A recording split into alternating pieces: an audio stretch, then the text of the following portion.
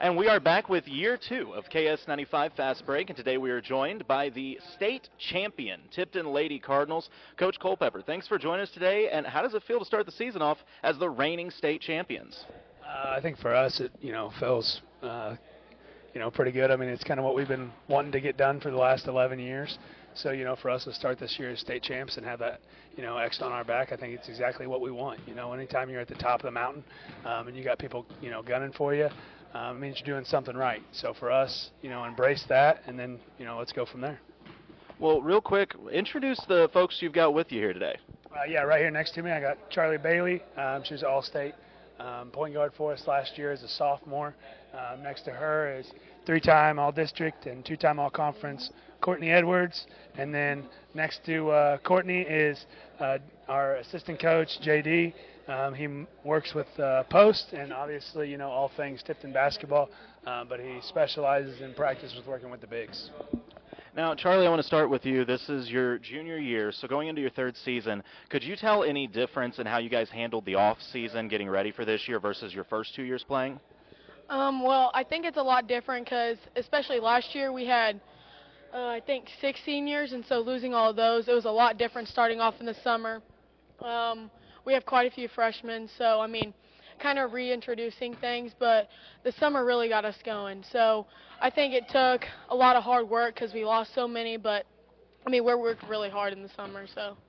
Now, Courtney, a similar question to touch off of what she just said. After losing the players you did and having those seniors from last year gone, what does it mean to you this year? Do you feel like you guys need to step up a little bit more, or what does the squad look like in your eyes going forward? So in my eyes, I definitely feel like we need to step up and work harder. It is hard not having the 6 seniors here. They pushed us. They pushed everybody on the team, the freshmen. I feel like as our freshmen coming up, they do have a lot to learn, but I say as season goes on, I feel like they will get more hungry and want to win more like us older upperclassmen. Now, JD, I know that you're the brains of the operation here, so this offseason, I know you guys put a lot of work in, you go to a lot of big camps. Tell us a little bit about the offseason, some of the things you did and what you saw out of the girls. Well, starting out, where's our first camp at? Monroe City. That was a big building blocks because, we were missing all the seniors. So we started plugging in. I think some of the girls towards the end of the camp came to their development with the suit they're going to be in. Not suit. Scratch that. Roll they're going to be in. And suit maybe. But you can see that there. Then towards the end of the season, they really started coming on after we went to Pitt State. The girls came in their own, started kind of a niche on the team, and you could see it develop. So it was nice to see. Now, Coach Culpepper, how many starters or how many players do you return this season with varsity experience? We returned 2 starters in Charlie and Courtney, and then Ava and Clara were both our 6th and 7th man. They were both all-conference, all-district type players. But, whenever you have as good a team as what we had last year, them being freshmen, they didn't start, but, they played starter minutes. If that makes sense, they played as many minutes as starters. They just didn't necessarily start the game, but they were in there a lot of times whenever it was closing time, which is, more important, says more about them. So, in my eyes, we returned 4 girls that return as starters or kids that started or finished games. So, we return quite a bit. It's just plugging in that 5th, 6th, 7th spot for us to, solidify it, make it a, championship, quality team instead of just being a really good team, and that's what we're trying to work on right now. Now, Coach talked about the 2 freshmen last year getting that kind of varsity experience. Charlie, I remember your freshman year, you kind of per se had to learn by fire because he threw you right out there in that varsity lineup. How big of an impact did that have on you, and what do you think it did for those girls last year as well? Well, being a freshman and having to fill in the role of, like, starting and stuff, I definitely think that the senior at the time and the juniors, it was Kenna Bixler as a senior, and then the juniors, Myra, Breyer, Brett, all them. I definitely think they helped me and pushed me. I mean, especially throughout the summer. It's a big change going from junior high straight to high school, and especially starting. They did a great job of pushing me because, I mean, whenever we're scrimmaging, Myra's guarding me, and she won't take it easy on me. So it pushed me big time to be ready for a game. And I think the same thing happened with the freshmen coming up. I've had to guard Clara before and Ava, and I think us playing against each other, them coming in as freshmen playing a big role in the varsity team, that me playing against them and playing my hardest, it really just pushes us both. Now, one thing that I've always enjoyed about both of you guys' game is your defensive specialist. I mean, it seems like you can guard 1 through 5 at any time. So I gotta ask, is there any competitiveness in those regards, Courtney? Are you ever like looking at the stat sheet like, oof, she had 3 steals, I need to go for 4 this game, or anything like that? So yeah, if I'm being lazy, I really think to myself, well, my teammates are really getting after it, especially Charlie. Charlie really gets after it. She just goes and goes and goes. So that kind of puts a fire under me, and then once I get hyped up, I feel like me and Chuck are doing a pretty good job this year hyping everybody else up on defense. Now, with that same sentiment, who is the hardest person to guard in practice? Yeah, JD, definitely. Well, he cheats, so that doesn't count. So Ava, when she's really working hard, can be hard to guard because she doesn't really care about anybody else. She just goes. Lara's really getting after it. Lara Petrie, she's a freshman this year. She's been getting after it. She's one of the harder ones to guard. Clara's hard to guard because she's super fast, and then, of course, Chuck knows it all. So. Yeah, that's what I always say about Chuck. Coach, if you're going to smack talk the girls, you at least got to hold the mic up while you do it now. Chuck's a know-it-all. Now, JD, I always see one of the best things that you do in practice is you are the big down there guarding the rim. And it seems like you're actually out trying to swat their shots. Is it safe to say that you try to make it tougher for them in practice than in games?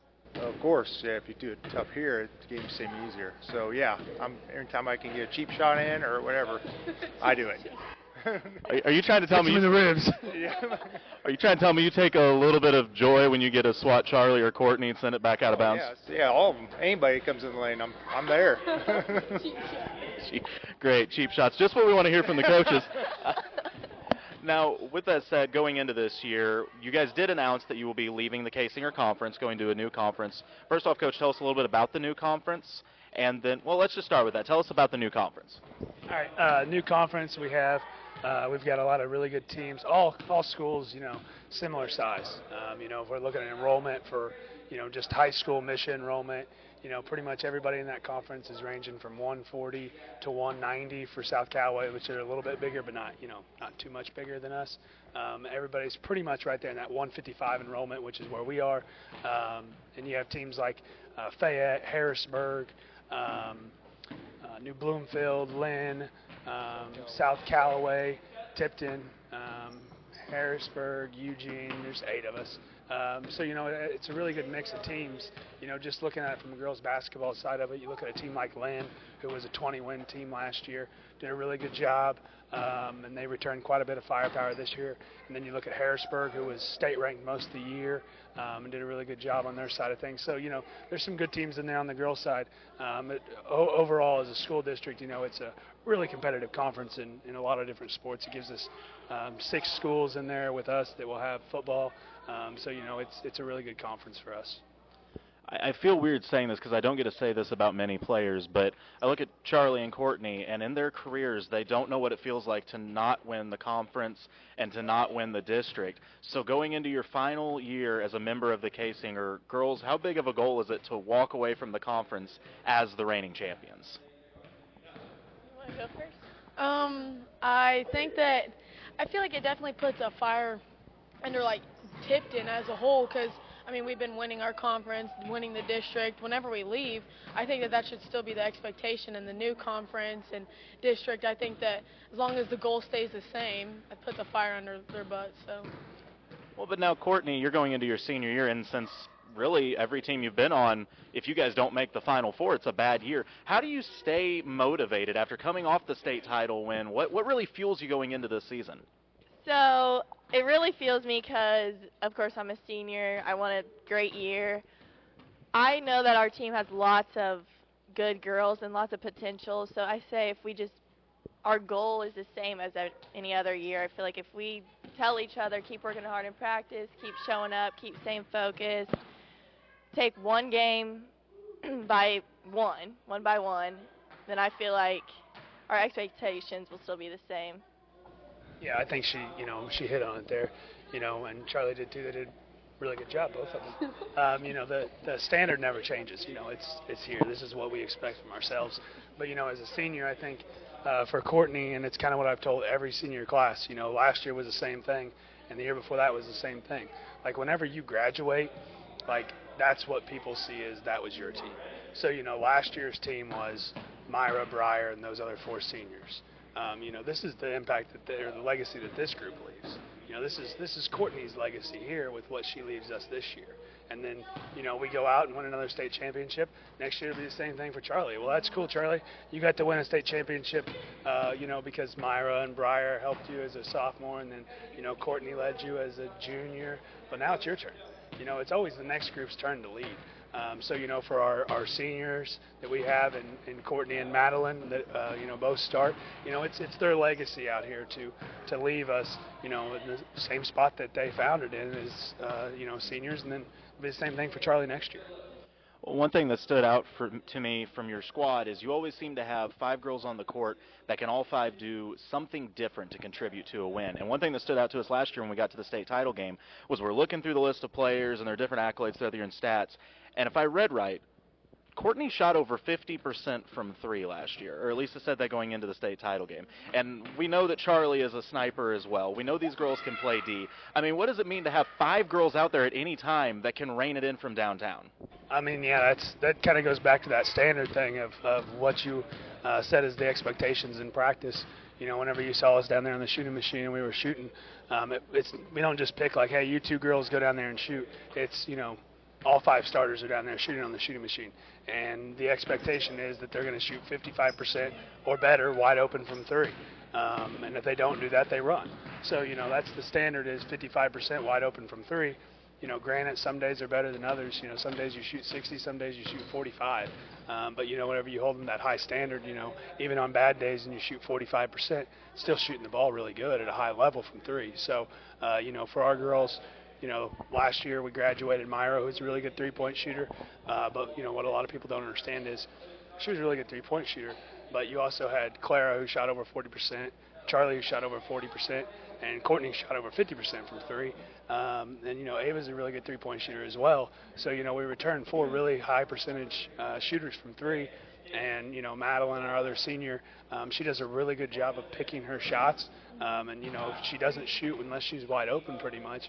But on knockdown wide open shots, I mean, she makes them at a high level. So we have trust in her to knock down the shot or whoever else is on the court. I always think back to Charlie's freshman year when you guys were playing up at Tolton, and Charlie was in a bit of a shooting slump at that time. She gets a look at the game-winning 3 and buries it, and you came up to us afterwards and you said that before she ever shot the ball that you looked at JD and said, that's game. And we kind of laughed up there like, how would he know that? Like, Charlie's been shooting like 10% the last 5 games. But seeing you guys in practice, and Charlie, kind of want you to touch on this, it seems like what's done here on the floor makes sure that, there's not a big shot in a game. The pressure's really here with the coaches and teammates watching you. Yeah, in that game, definitely, I remember not my best game ever and the leading games before it.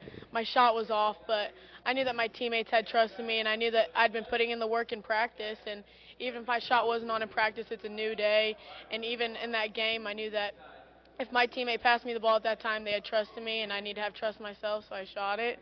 I made it. That's the end result you're generally looking for when you shoot it, so I'm happy to hear that. I do remember that. Now you guys have a jamboree coming up Thursday night. Who are you going to see in the jamboree? Where's it at? We will see Jeff City Jays first at 5:30, and then we'll play Blair Oaks in the Ox Gym right after that around 6. And then 6:30 game, we get that game off, and then at 7 we play Elias. So we have Jeff City Jays, Blair Oaks, and then Elias on Thursday. Okay, now JD, I had to think of what name I'm calling you today. I know that a lot of people think the jamboree is just for fun, but I know you guys are actually looking to see something in it. What do you want to see out of your girls in that jamboree on Thursday? We like to see compete for sure. I know there's some big teams, but see where we're at. It's kind of like the measuring stick. Where are we at right now? Got to work hard most likely, but it's nice to know, and competition's always great to start out with. So that's the goal is. And see where we're at. He sets the standard. See are we there yet? Which we're probably not, but how close are we and what we have to do to get there. Well, then you get a measuring stick early because you turn around on Friday and you get to face off with a very good Max Creek team down at Rolla. Coach, what do you know about that game going into it? We've watched some film on it. JD's watched more film than me on it, on Max Creek, but they returned their two-time All-State girl that's averaging over 21 points a game. She attacks the rim really hard. They got a couple other good guards that, handle the ball pretty well. They play man-to-man. They really attack the rim. They like to get out in transition and run a little bit. Overall, they're a really good team. Last year I think they were a 24-win team. They return everybody. They were, mostly freshmen, sophomores, and a couple juniors. Most of their team this year is sophomores, juniors, and a couple seniors. So they're a really good young team. They're hungry. They have high expectations. So for us, a team that never necessarily didn't return everybody, but returned a good chunk of our team, I think it's a really good measuring stick game for us to see, where we're at exactly. For me, I want to go out there just like we did last year against every great team we play, and dominate both ends of the court, and then let's see what the score is. Get after on defense, rebound, push the ball hard in transition, knock down open threes, and if we win by 20, great. If we win by 1, great. Anything that's a win is great. But I feel like we have the team that can go out there and take care of business. And that is a 4 o'clock tip-off, right? Yep, 4 o'clock at Rolla. All right, for folks that can't make it to that game, we'll have it on KS95. You can listen to lakeradio.com. We stream video feed this year at Most Sports Zone and on Facebook as well. And it's all in 4K, so we'll even get nice zoom-ins. You can get the full beard line on the coaches. It's great. Coaches, you guys are going to be here for a while, so I'm going to let the girls wrap this one up here by asking you both the same thing. You have had mentors before you in this game that have helped you win and taught you things, and now you're at a point where you're mentoring the younger girls beneath you. If you gave some advice to some kid watching this at home, what would it be? Charlie, I'll start with you. My main thing is if I have like a bad day, then I need to clear my mind when I go home, and tomorrow's a new day.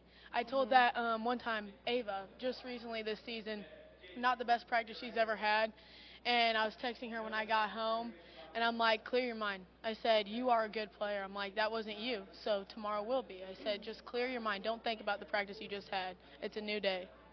That's great advice. And Courtney, the same question to you. What advice would you give? I agree too. Like, if you're having a bad practice or even say a bad play even, have your teammates help you, lift you up, and always give your full effort. Like, if you give 100% effort, coaches will see that, because that's the main thing on our team is how much effort you give. Like, you might not, like me, I don't make all my layups, but I'm still trying to drive. Just effort, really. Now, before we let you go, there's one very important detail that I had kind of forgotten until now. You guys won a state title last year, the first in school history, and you got some jewelry to match. Can we get a look at the jewelry that went with it? That is... Why are we doing this? They didn't practice the hand signs, but look at the hardware. Those are some very nice rings. I don't know about you guys, but I feel like it'd look a little bit better with a second one next to it. Oh, yeah. Yeah. Oh. That is not what I meant, Coach. Oh, goodness. Well, that seems like a good place to call this, guys. I appreciate you taking the time. We look forward to seeing you on Friday. It's going to be another great season. And, we appreciate you letting us cover you. We can't wait to see the game. Thank you. Thank you. Are you guys...